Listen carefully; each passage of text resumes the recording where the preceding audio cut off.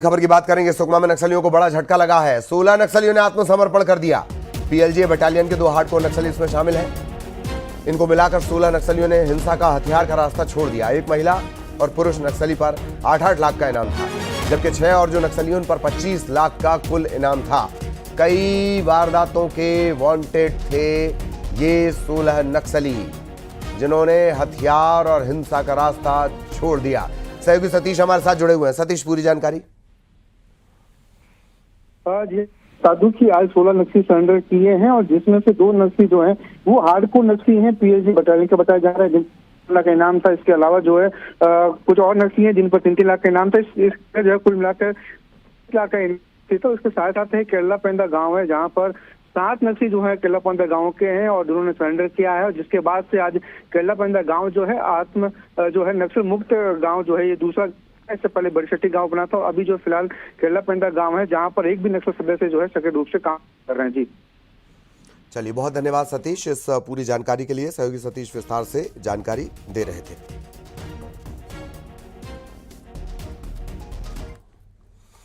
खबर खरगोन से। बकरे और भेड़ से भरा एक ट्रक पलट गया। इसमें 60 बकरों की जान चली गई और बचे बकरों को लेकर लोग भाग गए। नीमच से हैदराबाद ये ट्रक जा रहा था और तभी मेनगांव थाना क्षेत्र में बकरों और भेड़ से भरा ये ट्रक पलट गया। 60 बकरों की मौत हो गई और जो बचे हुए बकरे थे उन्हें लेकर लोग भाग गए। नीमच से हैदराबाद की तरफ ये ट्रक जा रहा था और तभी मेनगांव थाना इलाके में ये हादसा हो गया। बकरों और भेड़ से भरा ट्रक पलट गया।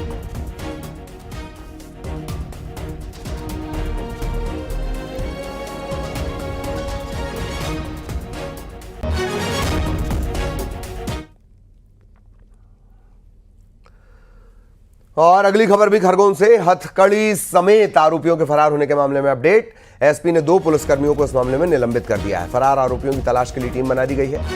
एक टीम को पंजाब भेजा जाएगा। जैतापुर थाने से ये दोनों आरोपी फरार हुए थे। अवैध हथियार तस्करी के मामले में इनकी अरेस्टिंग हुई थी। हथकड़ी समेत फरार हो गए। एसपी ने 2 पुलिस वालों को निलंबित कर दिया है, जबकि फरार आरोपियों की तलाश के लिए टीम बना दी गई है। एक टीम को पंजाब भी भेजा जाएगा।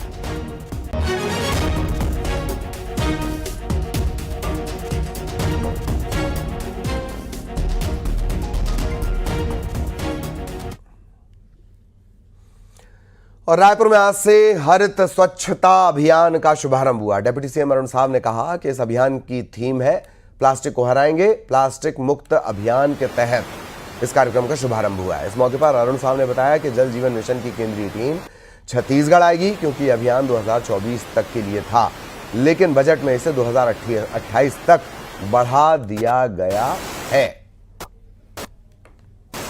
जल जीवन मिशन के अब तक के कामों की प्रगति और उसकी समीक्षा के लिए पूरे देश भर में जल जीवन मिशन के कामों को समझने के लिए कि वो काम कहाँ तक हुआ है, कितना हुआ है, क्योंकि ये अभियान 2024 तक के लिए था, लेकिन बजट में इसे 2028 तक बढ़ाया गया है। तो आगे अभियान को गति देने के लिए एक अध्ययन के रूप में केंद्रीय समिति जो है पूरे देश भर के राज्यों में जाकर अलग अलग स्थानों पर जल जीवन मिशन के कामों की जो है पड़ताल करेगी, ताकि आगे उस योजना को किस प्रकार से बढ़ाया जाए, इस तरह के निर्णय उसके माध्यम से होगा।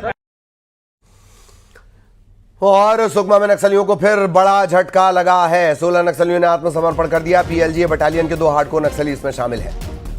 कुल 16 नक्सलियों ने सरेंडर किया है। एक महिला एक पुरुष पर तो 8-8 लाख का इनाम था, जबकि 6 ऐसे नक्सली जिन पर कुल 25 लाख का रिवॉर्ड था।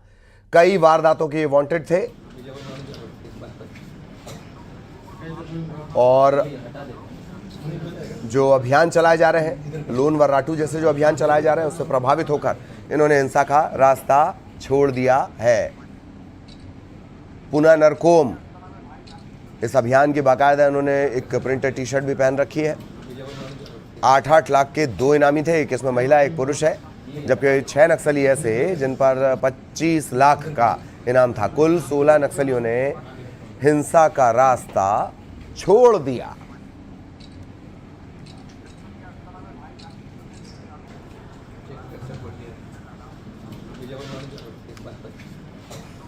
ये एक्सक्लूसिव तस्वीरें आप देख रहे हैं। 16 नक्सलियों ने हिंसा का रास्ता छोड़ा है और सरकारी जो पुनर्वास नीति है, पुनर्वास नीति के तहत जो भी आर्थिक मदद दी जाती है उसका एक सांकेतिक फोटो भी आप देख रहे हैं बड़े से चेक का।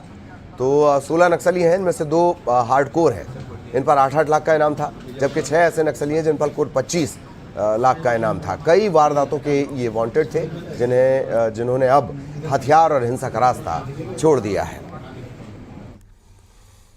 छत्तीसगढ़ में जानवरों की तस्करी को लेकर सरकार सख्त है। वन मंत्री केदार कश्यप ने कहा कि जो इस तरीके की गतिविधियों में शामिल है उन पर सख्त एक्शन लिया जाएगा। बिलासपुर में भी कुछ ऐसे लोगों पर एक्शन हुआ है।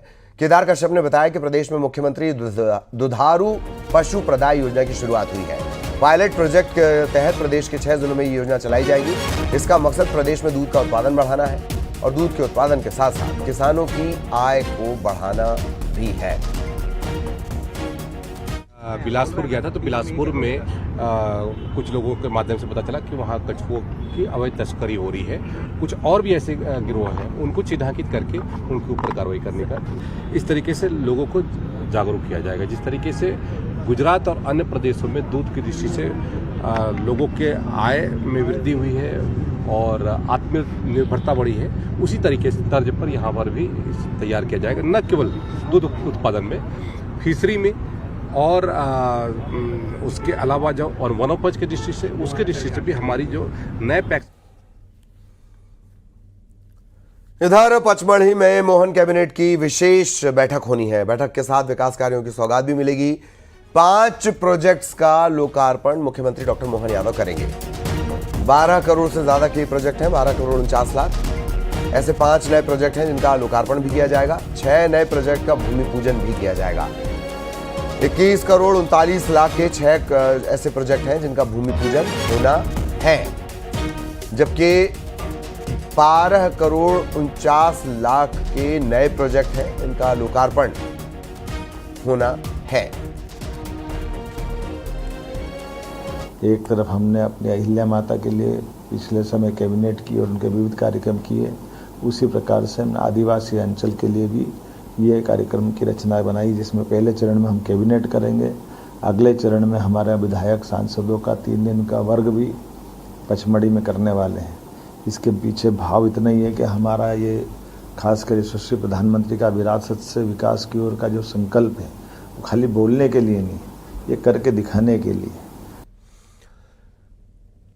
इधर नेपाल की राजधानी काठमांडू में राजशाही समर्थकों का आंदोलन एक बार फिर तेज हो गया। नारायण चौर इलाके में हुए प्रदर्शन के चौथे दिन हालात उस वक्त बिगड़ गए जब प्रदर्शनकारी प्रतिबंधित इलाके की तरफ बढ़ने लगे। पुलिस ने पूर्व गृह मंत्री कमल थापा समेत आरपीपी पार्टी के कई नेताओं को हिरासत में लिया है। प्रदर्शनकारियों की मांग है कि नेपाल को दोबारा हिंदू राष्ट्र घोषित किया जाए और राजशाही को बहाल किया जाए।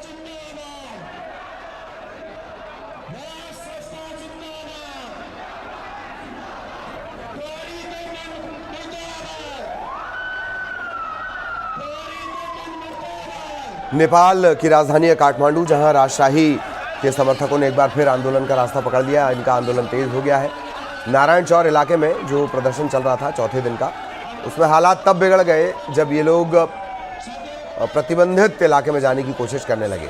पुलिस ने पूर्व गृह मंत्री कमल थापा समेत जो आरपीपी पार्टी के कई नेता हैं उन्हें हिरासत में लिया है।